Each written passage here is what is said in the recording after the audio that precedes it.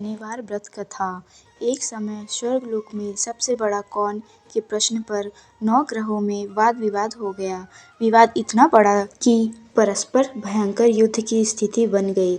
निर्णय के लिए सभी देवता देवराज इंद्र के पास पहुँचे और बोले, हे देवराज, आपको निर्णय करना होगा कि हम में से सबसे बड़ा कौन है। देवताओं का प्रश्न सुनकर देवराज इंद्र उलझन में पड़ गए। इंद्र बोले, मैं इस प्रश्न का उत्तर देने में असमर्थ हूँ। हम सभी पृथ्वीलोक में उज्जैनी नगरी में राजा विक्रमादित्य के पास चलते हैं। देवराज इंद्र सहित सभी ग्रह देवता उज्जैनी नगरी पहुँचे। महल में पहुँचकर जब देवताओं ने उनसे अपना प्रश्न पूछा तो राजा विक्रमादित्य भी कुछ देर के लिए परेशान हो उठे, क्योंकि सभी देवता अपनी अपनी शक्तियों के कारण महान थे।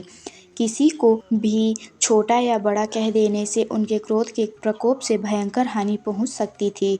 अचानक राजा विक्रमादित्य को एक उपाय सूझा और उन्होंने विभिन्न धातुओं स्वर्ण, रजत, कांसा, ताम्र, सीसा, रांगा, जस्ता, अभ्रक व लोहे के 9 आसन बनवाए।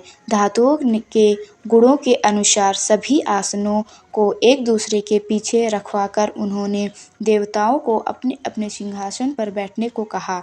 देवताओं के बैठने के बाद राजा विक्रमादित्य ने कहा, आपका निर्णय तो स्वयं होगा। जो सबसे पहले सिंहासन पर विराजमान है वही सबसे बड़ा है। राजा विक्रमादित्य के निर्णय को सुनकर शनि देवता ने सबसे पीछे आसन पर बैठने के कारण अपने को छोटा जानकर क्रोधित होकर कहा, राजा विक्रमादित्य, तुमने मुझे सबसे पीछे बैठाकर मेरा अपमान किया है। तुम मेरी शक्तियों से परिचित नहीं हो। मैं तुम्हारा सर्वनाश कर दूंगा। शनि ने कहा, सूर्य एक राशि पर 1 महीने, चंद्रमा 2.25 दिन, मंगल 1.5 महीने, बुध और शुक्र 1 महीने, बृहस्पति 13 महीने रहते हैं, लेकिन मैं किसी राशि पर 7.5 वर्ष 7.5 तक रहता हूँ। बड़े बड़े देवताओं को मैंने अपने प्रकोप से पीड़ित किया है। राम को 7.5 के कारण ही वन में जाकर रहना पड़ा और रावण को 7.5 के कारण ही युद्ध में मृत्यु का शिकार बनना पड़ा। राजा, अब तू भी मेरे प्रकोप से नहीं बच सकेगा। इसके बाद अन्य ग्रहों के देवता तो प्रसन्न के साथ चले गए, परंतु शनि देव बड़े क्रोध के साथ वहां से विदा हुए। राजा विक्रमादित्य पहले की तरह ही न्याय करते रहे। उन्हें राज्य में सभी स्त्री पुरुष बहुत आनंद से जीवन यापन कर रहे थे। कुछ दिन ऐसे ही बीत गए। उधर शनि देवता अपने अपमान को भूले नहीं थे। विक्रमादित्य से बदला लेने के लिए एक दिन शनि देव ने घोड़े की व्यापारी का रूप धारण किया और बहुत से घोड़ों के साथ उज्जैनी नगरी पहुंचे। राजा विक्रमादित्य ने राज्य में किसी घोड़े के व्यापारी के आने का समाचार सुना तो अपने अश्वपाल को कुछ घोड़े खरीदने के लिए भेजा। घोड़े बहुत कीमती थे। अश्वपाल ने जब वापस लौटकर इस संबंध में बताया तो राजा विक्रमादित्य ने स्वयं आकर एक सुंदर व शक्तिशाली घोड़े को पसंद किया। घोड़े की चाल देखने के लिए राजा उस घोड़े पर सवार हुए तो वह घोड़ा बिजली की गति से दौड़ पड़ा। तेजी से दौड़ता घोड़ा राजा को दूर एक जंगल में ले गया और फिर राजा को वहां गिराकर जंगल में कहीं गायब हो गया। राजा अपने नगर को लौटने के लिए जंगल में भटकने लगा, लेकिन उन्हें लौटने का कोई रास्ता नहीं मिला। राजा को भूख प्यास लग आई।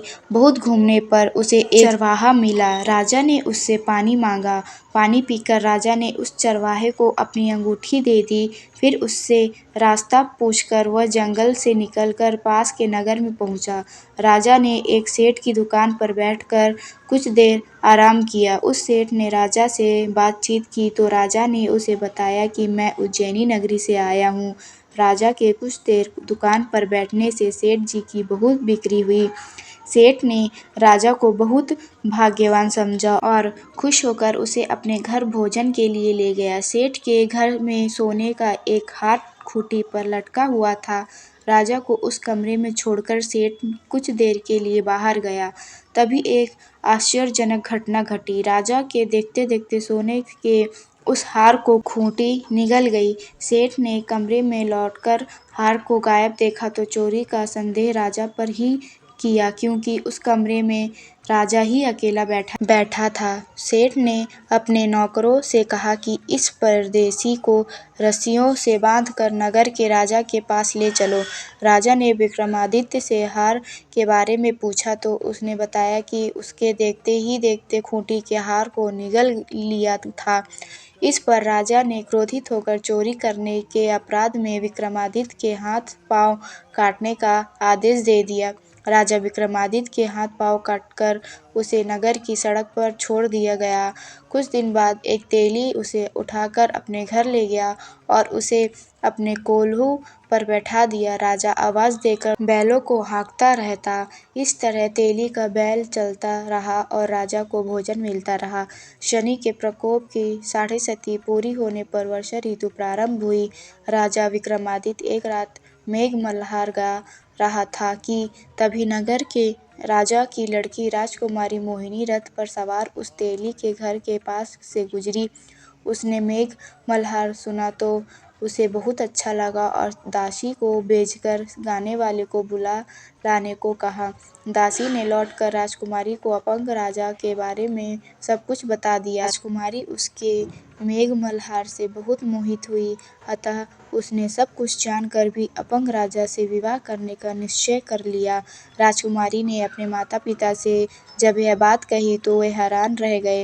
रानी ने मोहिनी को समझाया, बेटी तेरे भाग्य में तो किसी राजा की रानी होना लिखा है, फिर तो उस अपंग से विवाह करके अपना पांव पर कुल्हाड़ी क्यों मार रही है।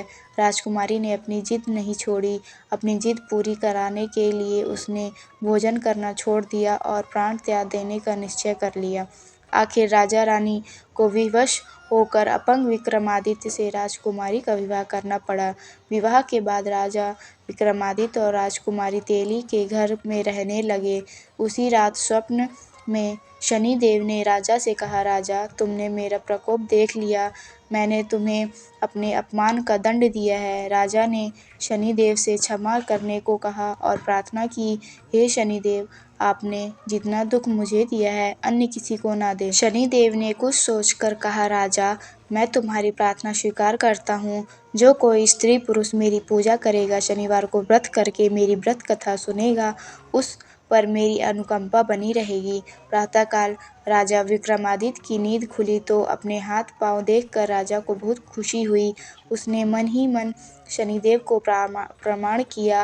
राजकुमारी भी राजा के हाथ पांव सही सलामत देखकर आश्चर्य में डूब गई।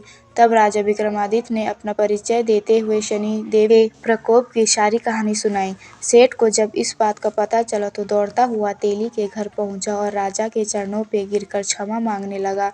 राजा ने उसे क्षमा कर दिया, क्योंकि यह सब तो शनिदेव के प्रकोप के कारण हुआ था। सेठ राजा को अपने घर ले गया और उसे भोजन कराया। भोजन कराते समय एक आश्चर्यजनक घटना घटी। सबके देखते देखते उस खूंटी ने हार उगल दिया।